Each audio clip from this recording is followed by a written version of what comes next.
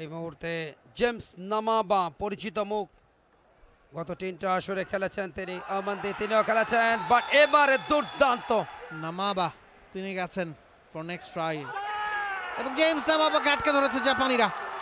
James নামাবা চেষ্টা করছেন, তবে A fantastic toss coin specially made for this event. And it's still toss won by Kenya. সুপ্রিয় দর্শক, আরো একটা ম্যাচ শুরু হতে যাচ্ছে, কেনিয়া ভার্সেস জাপান। প্রথমবার বাংলাদেশে এসছে বাংলাদেশের পরম বন্ধু জাপান। দীর্ঘদিনের একটা বন্ধুত্বপূর্ণ সম্পর্ক। লাইন আপটা জাপান দলের, অপর দল কেনিয়া, যারা দ্বিতীয় আসরে রানার্স আপ হয়েছিল এই টুর্নামেন্টে। তাদের লাইন আপটা দেখছেন, শক্তিশালী দল নিয়ে এসছে এবারের আসরেও। দক্ষিণ এশিয়ার জায়ান্ট শ্রীলঙ্কাকে হারিয়ে পূর্ণ পয়েন্ট লাভ করে এবং দুটো দল শেষ মুহূর্তের ওয়ার্ম আপটা সেরে নিচ্ছে। এবং এই ম্যাচের রেফারি জিতেশ, ভারত থেকে আগত, নেপালের ভট এবং ইন্দোনেশিয়ার ব্যাং, তারা আম্পায়ার হিসেবে দায়িত্ব পালন করবেন। এবং টিভি আম্পায়ার অজিত কুমার ভারতের, এবং জুলাক থাই যিনি অ্যাসিস্ট্যান্ট স্কোরার, অপরদিকে বেজান বাংলাদেশের, তিনিও অ্যাসিস্ট্যান্ট স্কোরার হিসেবে দায়িত্ব পালন করবেন। প্রথম রেডটা কেনিয়ার পক্ষে নাম্বার 8 তিনি যাচ্ছেন। নাম্বার 8 জেমস নামাবা তিনি গেছেন তার নিজস্ব সেকেন্ড রেড, কেনিয়ার হয়ে থার্ড রেড নিতে। জেমস নামাবা তাকে ঘিরে ধরেছেন,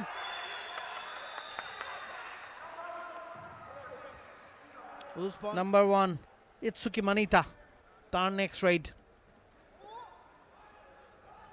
টাচ হয়নি এখনো, সবাই মিলে ঘিরে ধরার চেষ্টা এবং পয়েন্ট ইতসুকি মানিতা তিনি পয়েন্ট এনে দিলেন। সফল রেড, প্রথম সফল রেড জাপানিজের কাছ থেকে। এই মুহূর্তে জেমস নামাবা পরিচিত মুখ, গত তিনটা আসরে খেলেছেন তিনি। আমন্দি তিনিও খেলেছেন, বাট এবারে দুর্দান্ত রেসলিং স্টাইলে তাকে বিট করেছেন। জাপানের আক্রমণ, তাদের রেডার আকিকাজু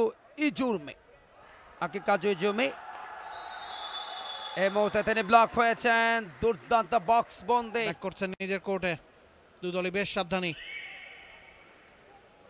রজার্স অমন্দি আতিয়ানো তিনি গেছেন আরো একবার, ব্যাক টু ব্যাক রেড। আতিয়ানো এবারে সফল। আতিয়ানো এক ধাক্কায় পয়েন্ট নিয়ে আসছেন, করেছেন। জেমস নামাবা তিনি গেছেন ফর নেক্সট ট্রাই এবং জেমস নামাবাকে আটকে ধরেছে জাপানিরা। জেমস নামাবা চেষ্টা করছেন, তবে এই যাত্রায় হয়তো পারা সম্ভব না জেমস নামাবার পক্ষে। এবং জাপানিদের উৎসব, জেমস নামাবাকে কোর্ট ছাড়তে হচ্ছে। ভালো কিছু করতে পারেনি চতুর্থ আসরে, অন্তত শিরোপার দিকে নজর তাদের ধরেছেন। অ্যাঙ্কেল হোল্ডটা ছিল ভালো, পরবর্তীতে সতীর্থরা বডিটাকে পুরো কন্ট্রোল করে ফেলেছেন, ব্লকটা ভালো ছিল। ম্যাচে টিকে থাকতে হলে জাপানকে একটু স্ট্র্যাটেজিক মুভ নিতে হবে। এবারে কিন্তু জাপটে ধরা হয়েছে, এবারে সফল, এবারে জাপানি ডিফেন্ডাররা সফল। একদিকে 3 জন, অন্যদিকে 2 জনের ডিফেন্স লাইন কেনিয়ানদের কাছ থেকে। দারুণ ফুটওয়ার্ক কানেকোর কাছে, তবে কানেকো এই যাত্রায় বাধা পড়ে গেলেন। এই যাত্রায় কিন্তু পেরে উঠলেন না কানেকো। আরো একটা পয়েন্ট কেনিয়ানদের, এবং সেই হাইটের অ্যাডভান্টেজ তারা নেন, তাদের ফিটনেসটাও সবার থেকে আলাদা। এবং কাবাডিতে বেশ কয়েকটা বিষয় রয়েছে, তার মধ্যে হাইট কিন্তু খুব ইম্পর্টেন্ট একটা বিষয়। হাইটের কারণে 2 জায়গায় পয়েন্ট নেওয়া যায়। ফার্স্ট হাফের খেলা চলছে, খুব বেশি একটা সময় বাকি নেই এবং আমরা প্রত্যেকটা ম্যাচের মধ্যবিরতিতে Bangladesh police theatre and cultural ক্লাবের পক্ষ থেকে মনোজ্ঞ আউটস্ট্যান্ডিং ফ্রম টিম কেনিয়া। সে কারণে পয়েন্টের ব্যবধানও কিন্তু দ্বিগুণেরও বেশি হয়ে গেছে। কেনিয়ার পয়েন্ট 21, জাপানের 10। ফার্স্ট হাফের নির্ধারিত 20 মিনিটের খেলা শেষ হয়েছে। অতিরিক্ত কতক্ষণ খেলা চালান রেফারিরা সেটাই দেখবার বিষয়। Main referee Jitesh from India, Bhatt আছেন নেপালের, আম্পায়ার 1, ব্যাং ইন্দোনেশিয়ার আম্পায়ার 2। এবং একই সাথে ফার্স্ট হাফের খেলা শেষ। 5 জন ডিফেন্ডার জাপানের কোর্টে। রেইড কেনিয়ার পক্ষে, কেনিয়ার রেইড।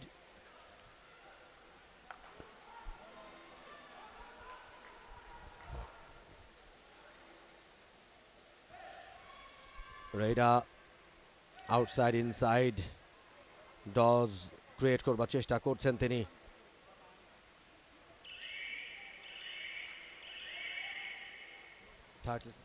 জাপান আরো কিছুটা শক্তি হারিয়ে এই মুহূর্তে তাদের 3 জন ডিফেন্ডার।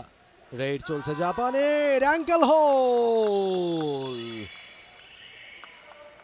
ভালো একটা অ্যাঙ্কেল হোল্ড ছিল এই জায়গায় কেনিয়ার।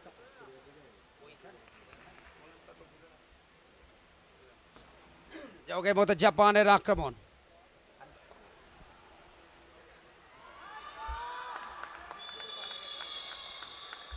একেবারে ছুটে যাওয়ার কোনো সুযোগ ছিল না, না হয় হারতে হবে।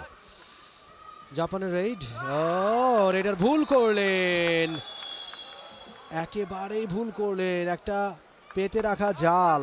এক্সপেরিয়েন্স টিম এই টুর্নামেন্টে, বঙ্গবন্ধু কাপ ইন্টারন্যাশনাল কাবাডিতে প্রথম 2 বারের রানার্স হবে। এবারে কিন্তু সুপার ট্যাকল হতে যাচ্ছে। ইয়েস, ক্যাপ্টেন কেনিয়ার ওধিয়াম্বো, তিনি বলেন সারেন্ডার করলেন তিনি। সেরা খেলোয়াড় হয়েছিলেন প্রথম ম্যাচে।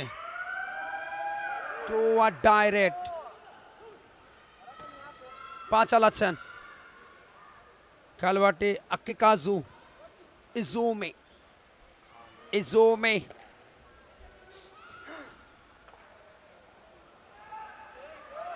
ও দারুণ একটা পাতা ফাঁদ রাইট কর্নারে। তবে রেইডা অবশ্য খুবই সতর্ক এক্ষেত্রে কেনিয়ান রেইডা। ওয়ানজালা, ও অল আউট কি হয়ে যাবে? অল আউট হয়ে যাবে নাকি একজন আউট হবে কেনিয়ার? ও Kenya all out, bonus point.